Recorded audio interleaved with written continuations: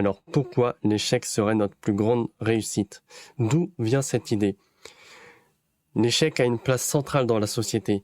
Dans un milieu scolaire où un jeune sur 5 entre 16 et 25 ans se déclare en difficulté scolaire, des chiffres qui, en plus, tendent à la hausse face au contexte social et environnemental de l'époque actuelle, moi je suis de ceux qui pensent que la transformation est meilleure que la suppression. Je m'explique au travers d'un exemple. Une grande révolution environnementale et même économique nous attend à l'avenir par la gestion des déchets. Quand nous arriverons à traiter et extraire pleinement ce que nous offrent les déchets comme potentiel énergétique, cela aura un impact considérable. Déjà, imaginez qu'on puisse faire du nucléaire sans déchets. Imaginez qu'on puisse se servir de tout ce que nous produisons en déchets pour retransformer nos déchets en un autre objet ou alors de l'énergie avec une moindre perte de celle-ci. Ce n'est pas en détruisant ce qu'on appelle les déchets qu'on pourra enclencher une révolution, mais bien en les transformant. Dans la même idée pour l'apprentissage, un changement majeur du système éducatif se trouvera sûrement dans le fait de transformer nos erreurs en réussite. Comprenez que lorsque vous vous entraînez sur des exercices et que vous décidez de vous noter, vous obtiendrez une note qui comporte deux parties. Une qui va comptabiliser vos bonnes réponses. Alors sur une note de 12 sur 20, ça va être le 12. Et l'autre qui n'est pas écrite, mais qui reflète vos mauvaises réponses, ça va être 12. Enfin, ça va être moins 20, 12. Donc 8 points de mauvaises réponses. Ces 12 points de bonnes réponses, ce sont 12 points qui ne vous servent à rien. Je parle toujours dans le cas de l'entraînement et pas d'une évaluation donnée par le professeur. Quand vous réussissez, vous n'évoluez pas. Vous obtiendrez juste la récompense d'avoir eu ces points. Cette récompense reste néanmoins nécessaire et très importante, puisqu'elle vous fait sécréter de la dopamine, l'hormone du plaisir, dans votre cerveau. Elle vous fait gagner en confiance, elle vous fait garder la motivation. Cependant, dans vos connaissances, vous ne constaterez aucune évolution, si ce n'est sur vos erreurs. Autrement dit, vous avez sur cette note un potentiel d'évolution de 8 points. Malheureusement, à l'heure actuelle, ces 8 points, ce potentiel n'est pas saisi, voire même refoulé, voire même honteux, voire même punissable. Comprenez l'énorme erreur de punir une personne sur ses erreurs. En fait, vous punissez quelqu'un sur son potentiel d'évolution. Pour saisir l'importance de cela, prenons l'exemple de la fonction musculaire du corps. Pour bouger, le corps utilise des muscles. Pour cela, ils ont besoin de se contracter et donc d'utiliser de l'énergie, qui pour le corps est ce qu'on appelle l'ATP, l'adénosyl triphosphate. Mais le rendement va être faible, c'est-à-dire que le muscle consomme de l'énergie pour la transformer en activité mécanique. Sauf que la contraction du muscle, avec cette énergie-là, est de 25% environ de l'énergie utilisée.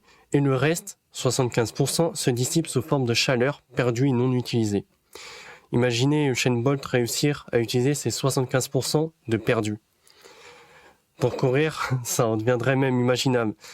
Mais cela n'est pas possible. Par contre, les erreurs représentent 75, voire 80, voire 90% de ce que nous produisons. Et cette fois-ci, c'est bien convertible. C'est possible de convertir nos erreurs. Quand nous n'utilisons pas ces erreurs-là, c'est un gain manqué qui peut largement atteindre les 90%. Je me répète, les 3/4 de ce que vous faites est non utilisé et convertible pour la réussite. Pour cela, nombreuses sont les techniques, mais sachez qu'il est important d'effectuer des corrections répétées et immédiates. Cherchez directement après une erreur à comment la corriger. Si vous êtes dans un exercice de maths, ce sera de regarder la méthode de résolution et de la répéter longuement dans le temps et de manière active, c'est-à-dire en refaisant l'exercice, pas juste en relisant. Toujours avec cet espace dans le temps. Je recommence l'exercice demain, puis dans 3 jours, puis dans une semaine. Cela va vous permettre de bien ancrer dans la mémoire la résolution de l'exercice et de ne plus jamais faire l'erreur que vous avez commise auparavant. Par conséquent, c'est une erreur que vous ne referez plus à l'examen. C'est un pas de plus vers la réussite. Le simple fait déjà de prendre conscience que le mal est un bien qui attend juste d'être transformé vous permet déjà de déclencher un nouveau regard, de vous déculpabiliser et d'être dans n'importe quelle situation dans un mouvement d'amélioration. Vous saisissez maintenant que si vous voulez évoluer, si vous voulez apprendre, alors apprenez à échouer en transformant vos échecs en potentiel d'évolution. Centrez-vous non pas sur votre réussite, mais sur vos échecs. Soyez content d'avoir beaucoup de points à corriger, car c'est que vous découvrez au fur et à mesure comment être le meilleur dans ce domaine, dans votre futur métier.